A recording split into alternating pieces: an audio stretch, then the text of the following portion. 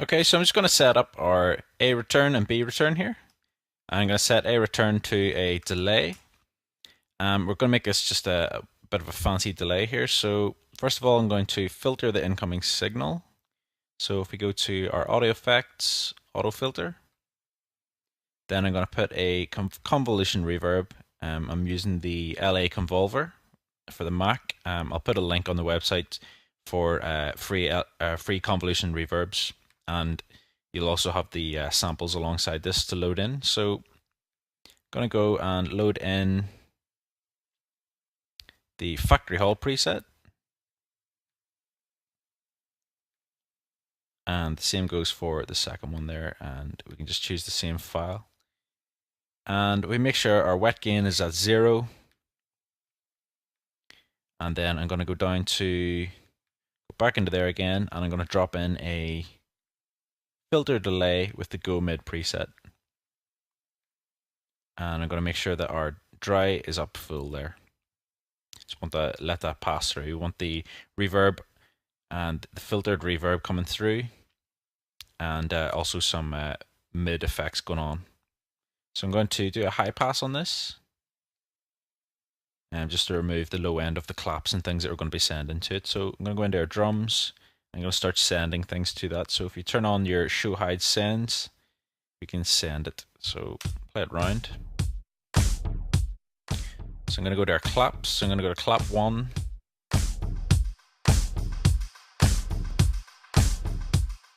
And I'm going to send clap 1, clap 2, and clap 3.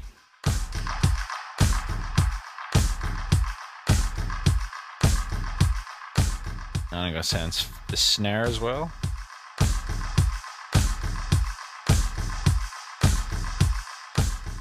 And what I'm going to do is going to turn down the volume of the actual feedback here.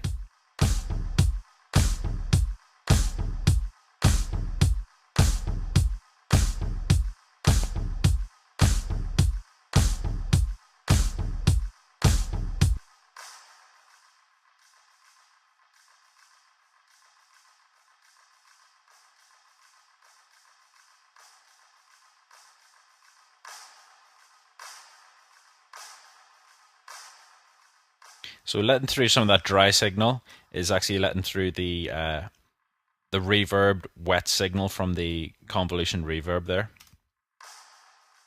along with some of the mid effects going on with the filter delay.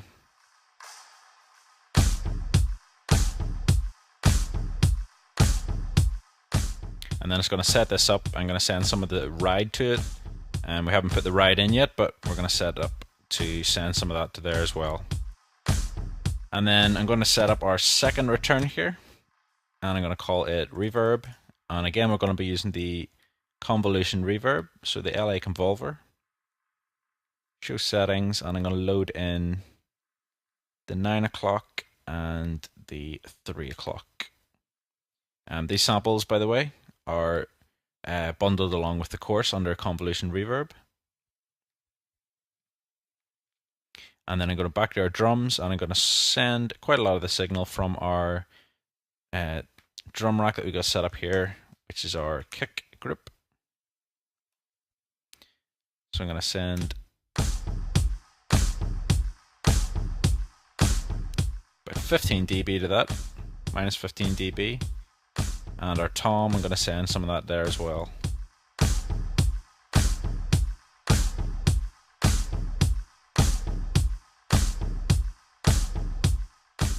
And also our ride.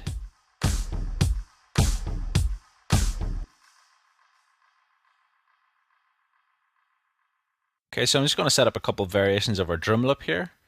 We've got at the minute we've got our claps and snares and our kick drum and our tom playing. So I'm going to just duplicate this over by hitting Alt and click. I'm going to make a few variations. So this first one, I'm just going to get rid of all of our claps and snares. I'm just going to have the kick drum playing around, which would be our 3 kick drums grouped together. So, and the second one will be it's the one we've got. Third one is not going to have any toms in it. It's the one we're going to drop into in the main tune.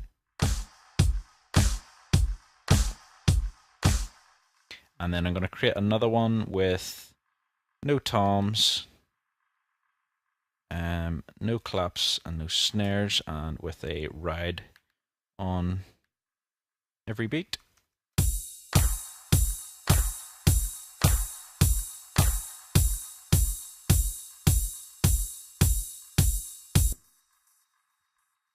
And then I'm just going to go minimize this, and I'm going to insert a couple audio tracks. I'm going to call the first one tambourine.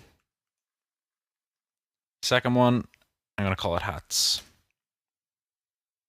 And if you browse to your samples folder, we've got a tambourine.aif. I'm going to drop that in.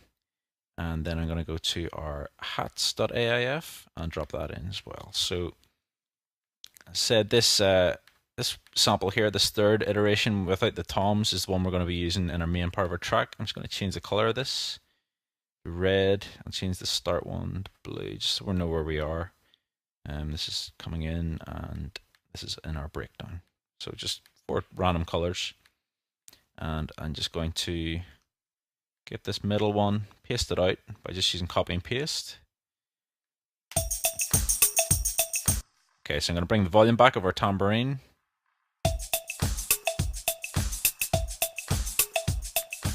And bring the volume back of our hats. And let's do a wee bit of panning. It's one left and one right.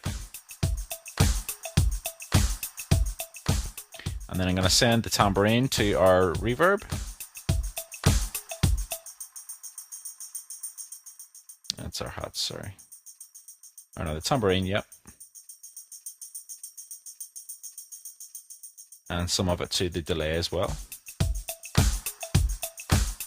And then I'm going to go to our hats with a bit of percussion in there. I'm going to send that fully up to the reverb. This gives a nice room reverb.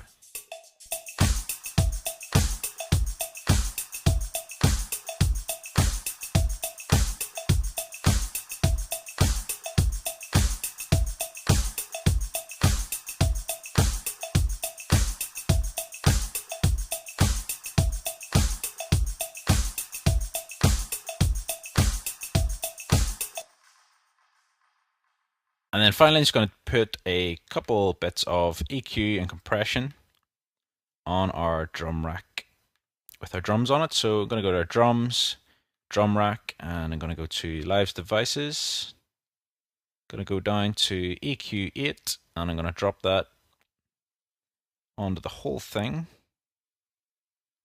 And I'm going to do a bit of a high pass cut at the front here. So I'm going to do the filter, it'll be the low cut.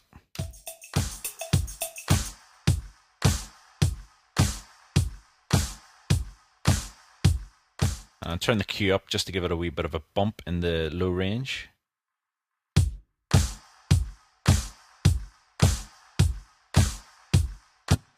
And then I'm going to put another point in, just around the mids.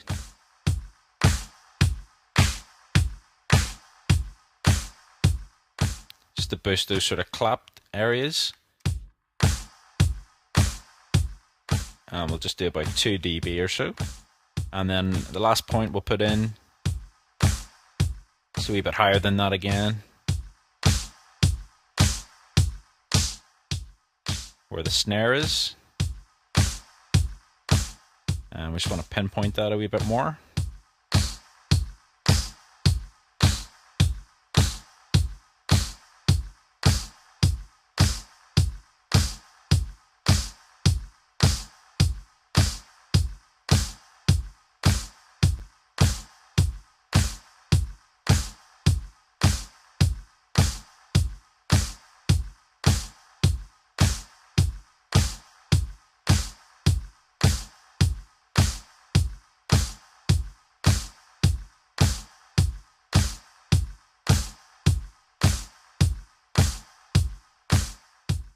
So about 2.8 dB there, just boosts around that sort of snare area that it was sitting.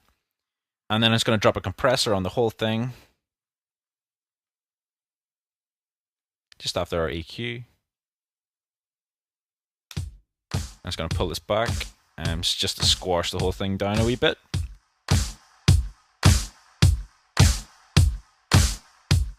So pull it back quite aggressively to about -21, and then we'll let it through using the attack. We'll just not let it snap just as hard.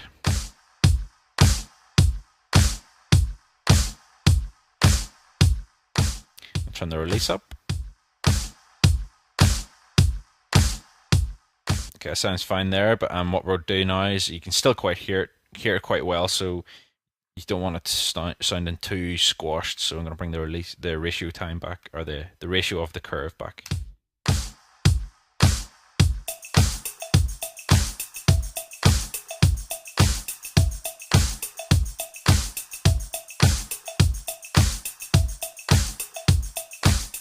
Okay, so that's our drums ready to rock, and we're going to continue on with bringing in some arpeggio synths and things like that there in the next tutorial.